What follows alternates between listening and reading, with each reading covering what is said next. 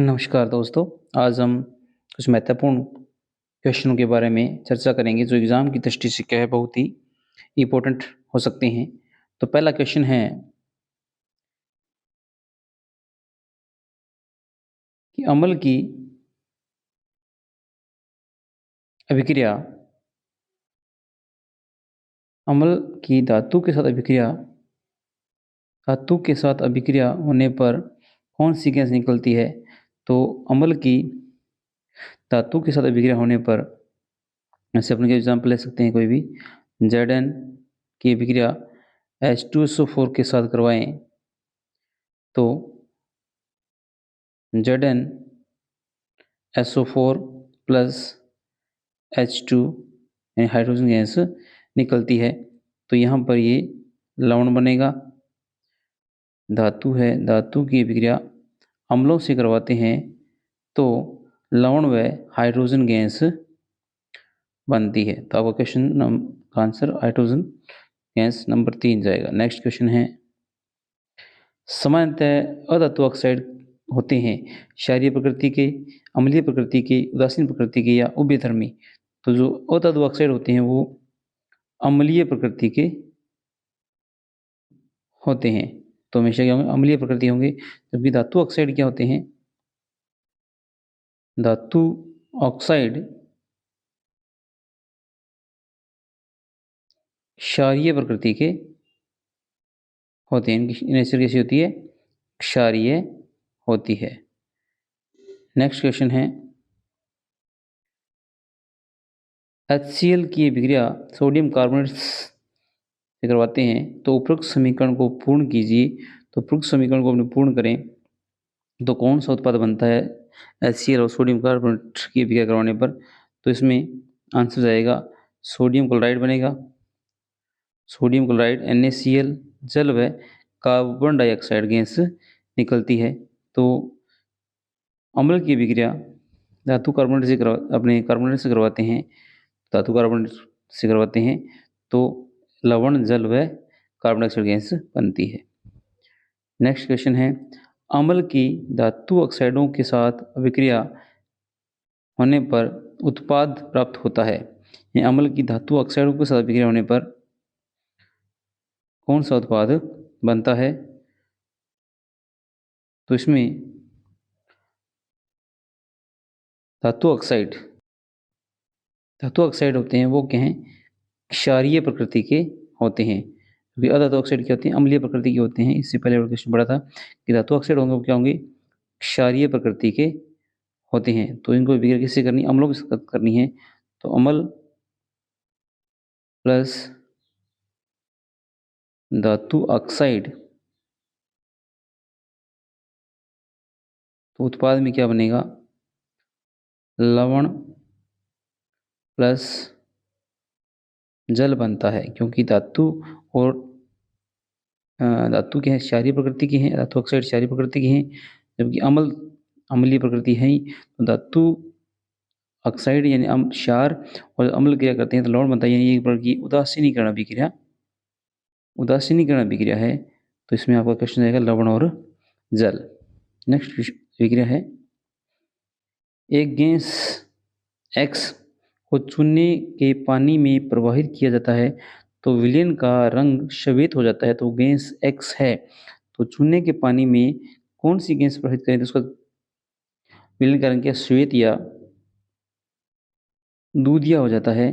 तो वह गैस है कार्बन डाइऑक्साइड गैस। चूने के पानी में कार्बन डाइऑक्साइड गैस को प्रवाहित करने पर उसका रंग क्या है? दूधिया या श्वेत हो जाता है। नेक्स्ट क्वेश्चन है, जब कैल्शियम कार्बोनेट के विलयन में कार्बन डाइऑक्साइड को अधिक मात्रा में प्रवाहित कर दिया जाए तो विलयन पारदर्शी हो जाता है। उसका कारण क्या है? जब कैल्शियम कार्बोनेट के विलयन में कार्बन डाइऑक्साइड का अपने प्रवाह करेंगे तो क्या बनेगा? कैल्शियम कार्बोनेट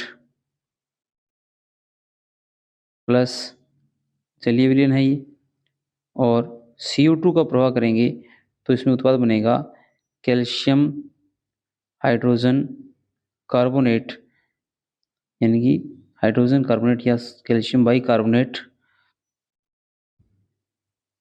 की ट्वाइस।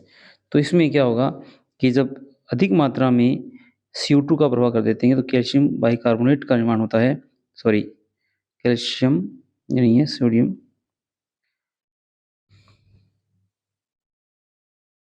कैल्शियम बाइकार्बोनेट का निर्माण होता है। तो इसका रंग क्या हो जाएगा, विलयन का रंग क्या हो जाएगा, पारदर्शी हो जाएगा, यानी कि दूधियापन क्या होगा, इसका समाप्त हो जाएगा। दूधियापन क्या हो जाएगा, दूधियापन समाप्त हो जाता है। तो ये कैल्शियम बाइकार्बोनेट के निर्माण के कारण होता है। नेक्स्ट क्वेश्चन है, विरंजक चूर्ण का रासायनिक सूत्र क्या होता है? विरंजक चूर्ण का रासायनिक सूत्र कैल्शियम ऑक्सोक्लोराइड या CaOCl2 होता है। नेक्स्ट क्वेश्चन है, विरंजन के लिए प्रयुक्त होता है नौशादर, खड़िया, ब्लीचिंग पाउडर या धावन सोडा? तो इसके लिए होता है ब्लीचिंग पाउडर।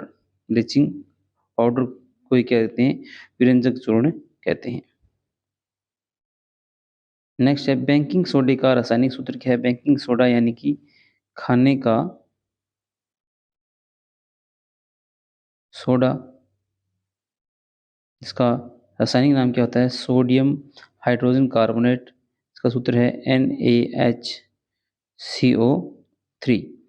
तो ये है सोडियम हाइड्रोजन कार्बोनेट या सोडियम बाइकार्बोनेट, इसको अपने बेकिंग सोडा या खाने का सोडा कहते हैं।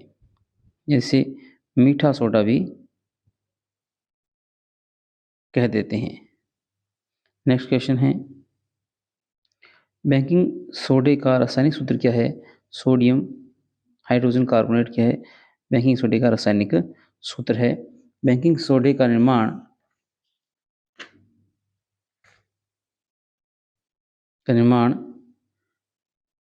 करने के लिए NaCl या सोडियम क्लोराइड प्लस जल plus carbon dioxide gas plus ammonia का उपयोग करते हैं। तो इसमें सोडियम हाइड्रोजन कार्बोनेट का निर्माण के लिए मेन घटक NaCl, उसमें सह घटक क्या होते हैं? कार्बन डाइऑक्साइड और अमोनिया होती है। तो दोनों से क्रिया करने पर क्या बनता है? NH4Cl यानी कि अमोनियम क्लोराइड प्लस में NaHCO3 यानी कि सोडियम हाइड्रोजन कार्बोनेट बनता है। तो बेकिंग सोडा बनाने के लिए सह उत्पाद के रूप में कार्बन डाइऑक्साइड और अमोनिया का उपयोग किया जाता है। नेक्स्ट क्वेश्चन है, प्लास्टर ऑफ पेरिस का रासायनिक सूत्र क्या होता है? प्लास्टर ऑफ पेरिस का रासायनिक सूत्र कैल्शियम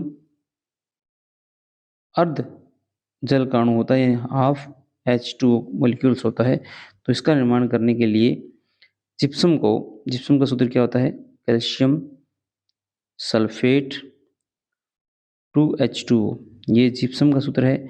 जिप्सम को 373 केल्विन ताप पर गर्म करते हैं तो प्लास्टर ऑफ पेरिस का निर्माण होता है। इसमें CaSO4 1/2 H2O और इसमें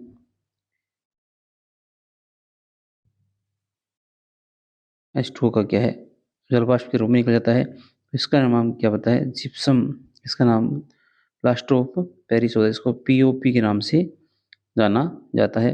इसमें अध अणु क्या होता है? जल का होता है और ये है जिप्सम।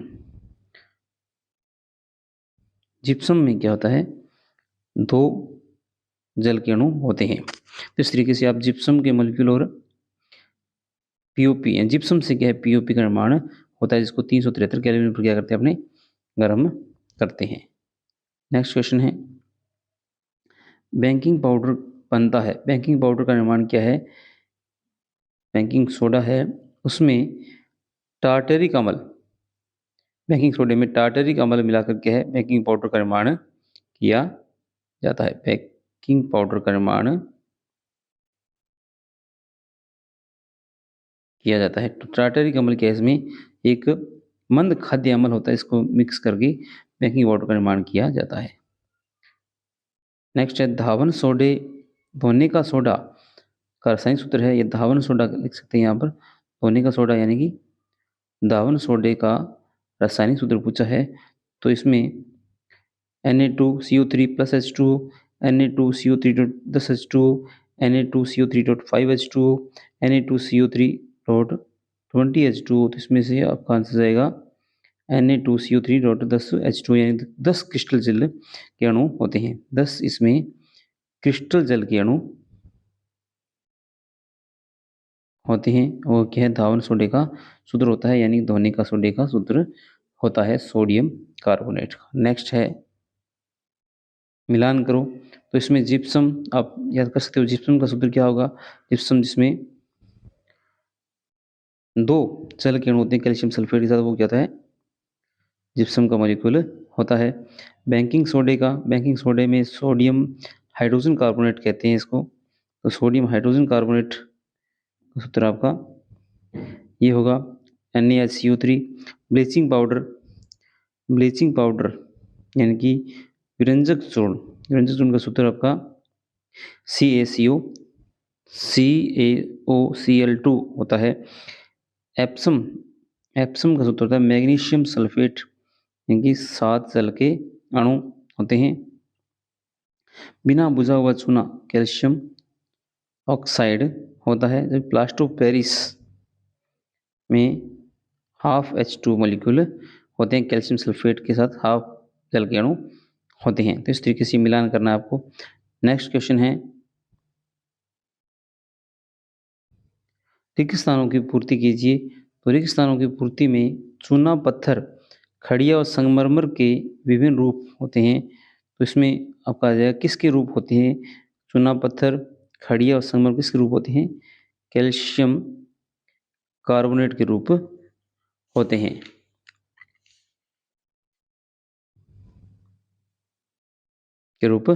नेक्स्ट क्वेश्चन है जलीय कॉपर सल्फेट का सूत्र क्या है। तो कॉपर सल्फेट का सूत्र होता है CuSO4, और जलीय कॉपर सल्फेट है तो इसमें आपको 5H2O इसमें मिलाने होते हैं। क्रिस्टल जल में 5H2O होंगे, तो कॉपर सल्फेट में 5H2O होते हैं, 5 जल के अणु होते हैं क्रिस्टल जल के रूप में, तो कॉपर सल्फेट का आंसर है। जिप्सम का सूत्र आपको होगा कैल्शियम सल्फेट और 2 जल के अणु होते हैं क्रिस्टल जल के रूप में। जिप्सम का सूत्र होता है CaSO4.2H2O। वे पदार्थ जो जलीय विलयन में वे पदार्थ होते हैं जो जलीय विलयन में उत्सर्जित करते हैं, तो OH- आयन उत्सर्जित करते हैं। नेक्स्ट है वर्षा के जल की pH 5.6 कम हो जाता है तो वह कहलाती है अम्लीय वर्षा कहलाती है। ये आपके कुछ क्वेश्चन है जो एग्जाम की दृष्टि से क्या इंपॉर्टेंट हो सकते हैं। धन्यवाद।